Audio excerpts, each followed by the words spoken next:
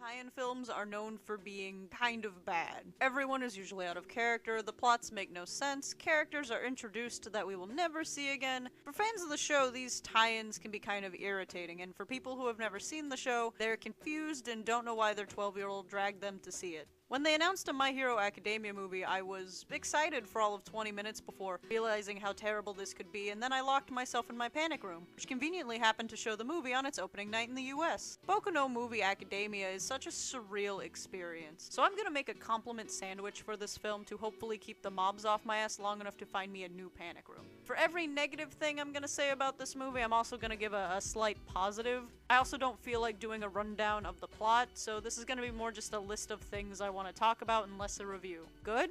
Good. Cool? Alright. Spoilers? Spoilers. This movie looks good. While I don't think it looks any better than the show, it still manages to pull off some amazing action scenes. The scenes with young All Might are really well done, and so is the film's climax, which has a few cuts that really stand out. Too bad there are a lot of character models that don't look finished. The show gets praised for its background characters a lot as they look like people who live in this world and actually have quirks. Any shot where there are large crowds always have a few people with mutant-type quirks there. This is not present in the movie, though. Everyone just kind of looks like a generic white dude. There's like one part where there's a fish lady and her fish kid, but that's really it for interesting background characters. However, the design of Island, yes, that's the name they went with, looks good, and there's a lot of cool locations and backgrounds. But why does the movie take place here, though? It literally didn't have to. The concept of a giant movable island where scientists invent stuff is awesome, but the entire conflict and climax of this movie takes place in a single tower. So why even have it be on an island? This could have taken place in America or anywhere. They make a point of saying the island has top-notch security and can be moved to avoid danger, but the security system goes down as fast as my ship, and the island never moves, so why take the time to explain this if it's irrelevant? I love world building, but they use their time in this movie to infodump all this island-related trivia that never comes into play. Wait a second, did I mention ships? I'm gonna talk about ships. Do you have a ship?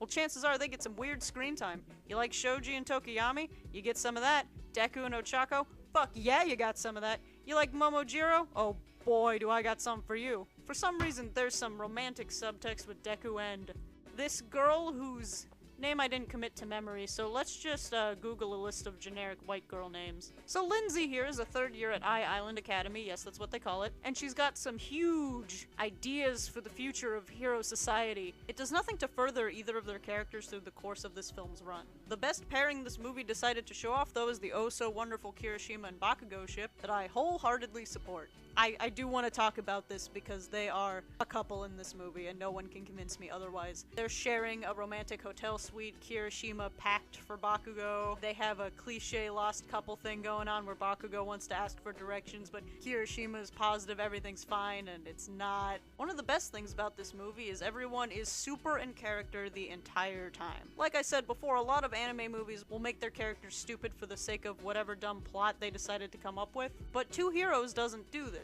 And it was the biggest relief I had watching this movie. Midoriya is especially great because this film has some of the highest stakes he's had to deal with so far in the anime, not the manga. There's a point in the climax where he falls from a fucking helicopter into like this hard metal or concrete tower and leaves a crater from it, from the impact of him hitting it, and then he just fucking gets up and starts screaming again like, dude, chill. I'm pretty sure your shoulder's broken, maybe you should see a hospital. Bakugo and Todoroki are also really great the entire time with their back and forth. They also start hitting the limits of quirk usage during the climax, and it really makes everything more intense. Todoroki was just covered in ice the entire time, and Bakugo shot his load off to the point where his arms were breaking. We haven't gotten too many instances of the gang hitting their actual limits. While the fighting looked cool, though, the entire reason for this end battle is stupid, and I hate it. So they go to this island for Hero Expo, a Comic-Con if you will. All Might shows up and reunites with his old friend from his time in America that we didn't hear about until now. And then, during some after-party, villains break in and completely take over the island security system that everyone kept saying was perfect, but whatever. The villains incapacitate all of the heroes at this party and plan to steal some shit. They take All Might's friend to a room where all the good shit is kept, and then all these teens gotta save the day by getting to the top floor to fight the final boss. Oh, I just remembered Sword Art Online again, hold on. So once Deku and Sarah make it to the top floor, they find out her dad orchestrated the whole thing to get his quirk-enhancing invention back from this island's government that confiscated it for being incredibly dangerous. And then some people get fucking shot.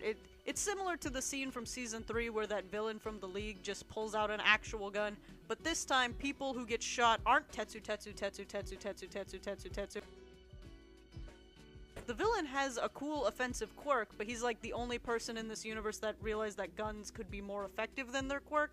Or maybe the people who worked on this movie didn't know any cool ways to implement the quirk in battle and defaulted to guns. So Stephanie's dad gets shot a few times and the villains run off with him and the device in a helicopter, as previously mentioned, where Deku grabs on and falls hilariously. The entire ending battle is crazy and kind of hard to follow, but punches get thrown, so I'm fine with it. And then with no warning or buildup, they reveal that All For One helped this guy by giving him more quirks. Why? He's wearing the quirk strengthening device. Why did we need to drag All For One into this? But I can let that go because of a double Detroit smash. This scene, I'm sure in the script and the storyboards looked rad as hell and everyone was confident this would be cool, but the theater I was in was laughing through all of this. And that could just be because we're a Western adult audience of My Hero Academia fans, and the fandom is sort of filled with memes, and this was honestly some prime meme fodder. Or maybe it's actually funny. I was laughing, I'm gonna own up to that. My real biggest complaint about the whole movie is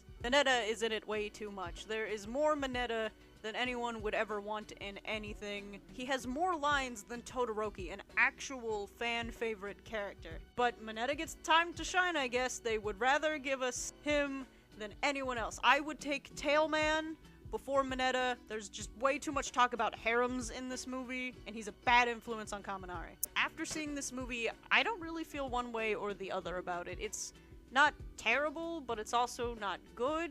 The only real saving grace is the characters are on point and it's fun to watch, but that doesn't really save this movie from having a predictable plot and new characters that aren't really interesting or otherwise memorable. I probably won't ever watch this movie again unless I'm doing some kind of super marathon of the anime with OVAs included, but even then, it doesn't add enough to the core content for me to mind skipping it. If you're a big fan of the Hero Aka universe and just want more, this movie will do that for you.